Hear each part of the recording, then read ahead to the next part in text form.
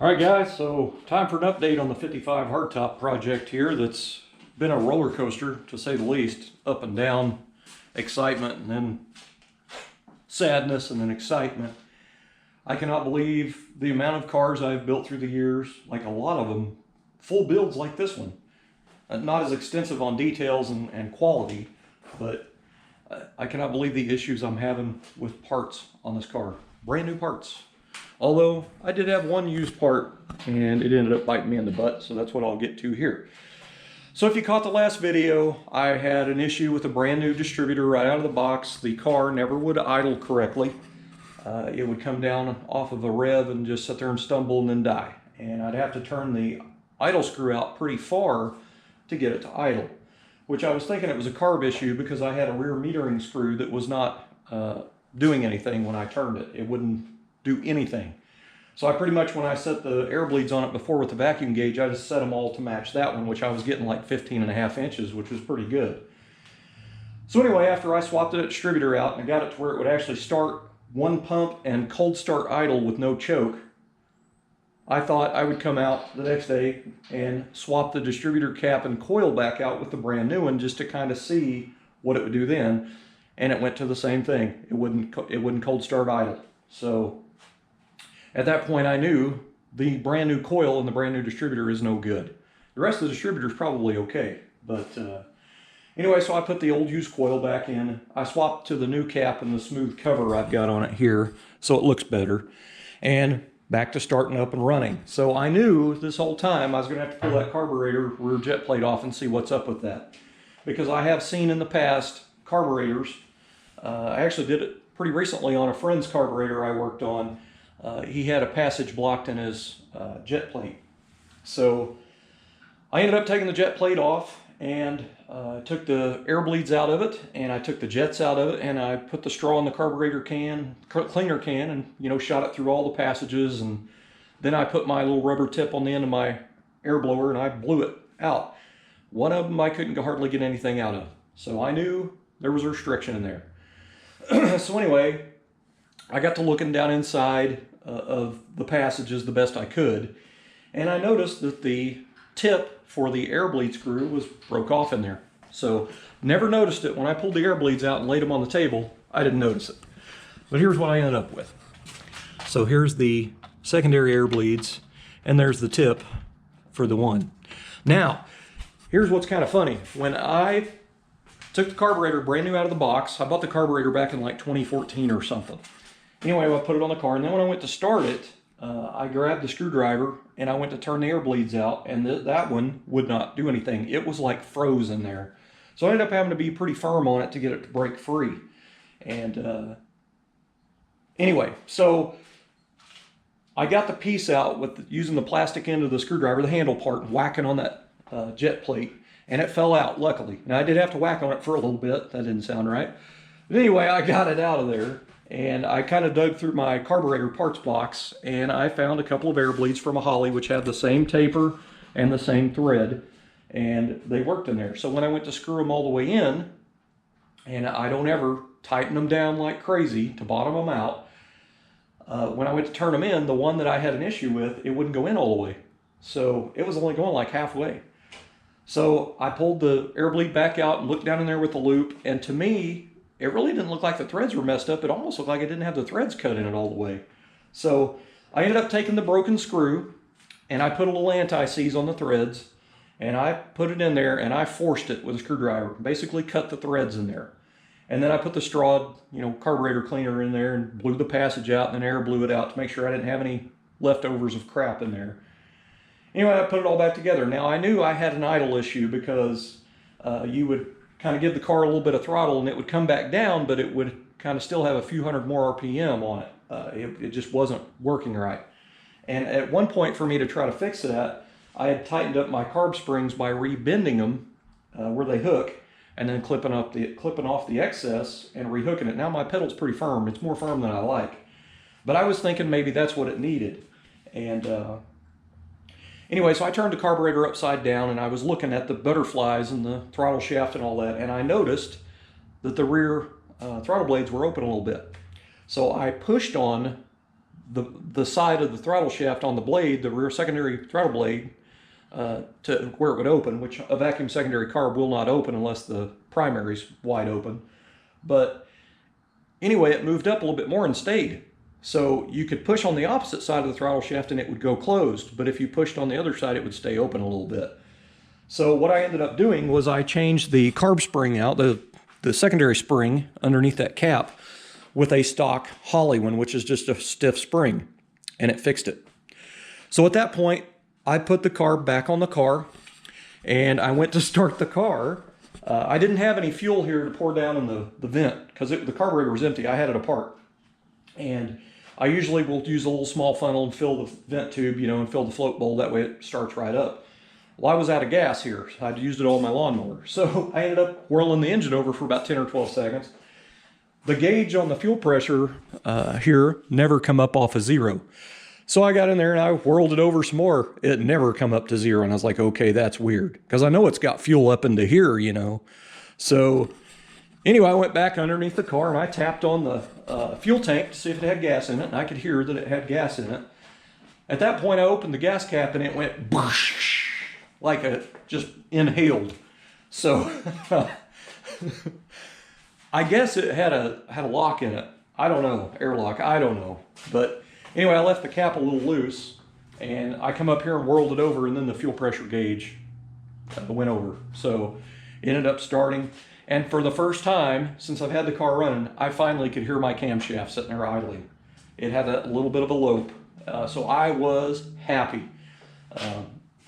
So I ended up hooking up a vacuum gauge and I set all the air bleeds, and man, I was happy. I was super happy. It sounded awesome. And I always noticed ever since I got this car running that my lifters, my rocker arms had a little bit of a clack to them, just a light little click. Now I've rebuilt a lot of small blocks, This is my preferred engine. This is what I grew up on. And I always pretty much set them 0 lash on the engine stands. And usually I never have to go back and do them. So at that point I decided to get my old valve cover out that has the center cut out of it. And I swapped valve covers out, bolted that one on, which it's right here. It's got the center cut out. And put a new gasket on it, bolted it down so it wouldn't blow oil all over my headers and stuff and make a mess. And started the car up, and I started running the valves with it sitting there running. And even after setting them, you could still kind of hear them clacking a little bit. Just, it was light, but I could tell.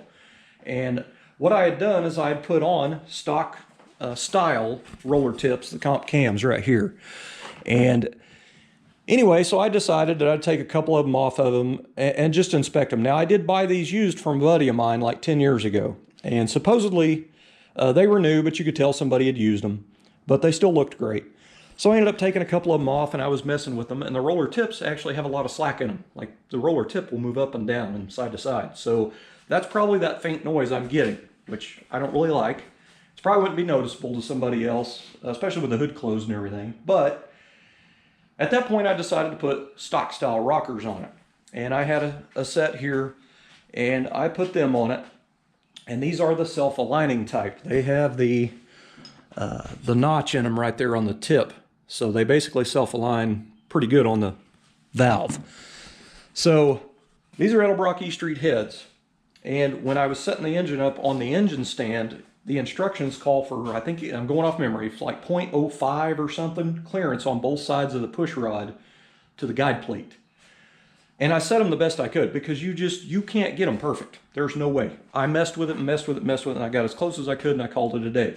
It worked fine on the roller tips because, you know, they got a little bit of wiggle room. But when I put the self-aligning ones on this side and I started the car up to run the valves with an idling, I had a hellacious metal on metal sound squeal. And I knew that the push rod was rubbing on the guide plate. So I ended up taking a push rod out of it. I could kind of tell which one it was because you could hear it. Anyway, I pulled it out and it pretty much put a mark in that push rod right here. And I can feel that with my thumb. Now these are Edelbrock push rods. These are the ones that are in the parts list. This is the exact part number those heads called for, because they're like 0.100 longer or 0.100 shorter. I don't remember. But anyway, these are the hardened steel push rods. Anyway, So there's really, I guess I'm going to have to clearance those to run the stock style rockers, which I don't really want to do because I'll have to pull guide plates off and then go back through and do all the crap again. But while I'm sitting there messing with that, trying to adjust that guide plate and try to get it to where it won't squeal, you know, doing them on and off and on and off and on and off, I start hearing a little bit of a light knock in the engine down in the bottom end. So I was like, oh, well, that's not great. So I just gave it a little bit of throttle because I knew if I give it a lot of throttle with an open hole in the top of that valve cover, I'm gonna get oil shooting out everywhere. So I revved it up just barely, and you could kind of hear it. It didn't sound good. It wasn't happy. So I jacked the car up, I got underneath, and I checked my flex plate bolts because I've had them loose before, and it will sound like a bottom end knock. So they're all tight. So another thing I need to note, I did have another water spot under the car from the same freeze plug leaking again. So if the car sits a couple days without starting it, the freeze plug leaks. Once it's hot, it doesn't seep anymore. So I'm going to sell you, out of all the freeze plugs I've put in small blocks through the years, this is only my third set, I think. I tried to remember. I think it's like the third set of brass I've had. This is the first ones I've ever had leak. But I can tell you I'll never use them again, just because of this one. Anyway, so at this point, the engine needs to come out of the car, and I need to tear the pan off of it, you know, pull the caps, check it over, because something's not happy down there. It's not a bad knock right now, but I'm sure it would get worse. So I'm not happy. Took a day or two off of this thing and just didn't even want to come out here and look at it, really, because this car has done nothing but beat the hell out of me. But anyway, what I've decided to do, that, you know, if it's got a knock, it's probably going to have to be remachined, and because there's probably going to be metallic through the bearings at this point. I don't know yet. I have to tear the engine apart to see. But I've decided that if I've got to redo an engine, I'm going to redo a 400. I'm not messing with that 350 again. So I kind of got both my 400s out here, and I'm just kind of going through and I'm trying to decide which one to use. I've got two completely all standard 400s. These had never been apart.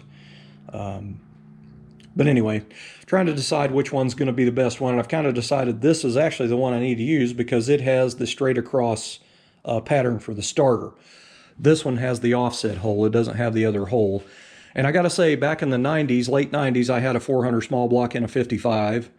And I had a mini starter, and I had to drill the hole in the block for the starter, and it never did work right. So anyway, I'm kind of leery of re-drilling that. It might be something the machine shop could probably do. But anyway, so I'm pretty much decided it's going to be with this 400. Now, this one come out of a 70s model motorhome, and it supposedly had low miles on it, but the guy pulled it out of the motorhome, scrapped the motorhome, and then left the engine out in the freaking rain with carb on it. No air cleaner on it. So it got water in 3 cylinders and pitted them up. They're not super deep, but I always wanted to take a 3-stone hone to it and just kind of see what would happen, because all I had here at the time was a ball hone. But anyway, that's what I'm going to do. Probably on the way back home today after Mother's Day dinner, I'm going to stop at the store and buy a new 3-stone hone and try it. I've got 3-stone hone here, but my stones, one of them is completely broke off of the pad, so... and the spring's kind of, it's old. It's like 30 years old. So I'm just going to go ahead and buy a whole new unit. Anyway, I'm going to try it and just see. I've got the 3 pistons out that the cylinders were rusty in, and I'm going to try it. But hopefully this engine might clean up and I can get away with just putting rings and bearings in it, but I don't know yet. I'm going to have to, I'm just going to have to see. But I will, if I get it cleaned up real nice and I think it'll work, I'm going to go ahead and tear the block completely apart, clean it up real nice, and then take it to the machine shop next week and just have him mic the cylinders, just so I'll know for sure. But I am not happy. It's not a good time right now to be rebuilding an engine. I do not have the money. So it's, the car is pretty much going to be really set back at this point because I have to do a motor, because I have to pull this motor out. So it just sucks, man. It really sucks. And I can already hear the LS guys now. Well, I'd put an LS in it. Well, yeah, good for you. If I don't have the money to have the engine block board and buy a set of hypertectic pistons for that, or even cast pistons, I sure as hell don't have the money to buy an LS engine and do all the swap. I've already got a brand new stainless exhaust, completely welded and set up on this car, underdrive pulleys, intake, everything, small block Chevy. I do not have the money to go buy an LS engine, buy all the necessary stuff to make it work on this car. I just don't. I can tell you this, I never would. I'm a small block guy and that's it. There's a reason I do small blocks. They're inexpensive to work on. The parts are inexpensive.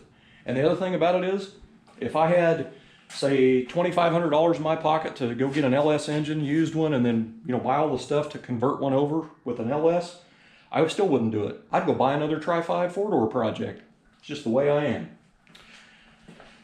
Anyway, guys, that's what's going down, and that's why I haven't been slacking on the videos. It's just been one thing after another, man, and it's pretty much wore me down, and I'm to my limit, man. I am burnt out on this car, and I'm kind of stuck because I really don't have the money to do anything right now. Now I could, if the engine's okay when he mics it, and it'll take rings and bearings. The crank looks fantastic in that engine. I've already pulled the caps on it and looked at everything.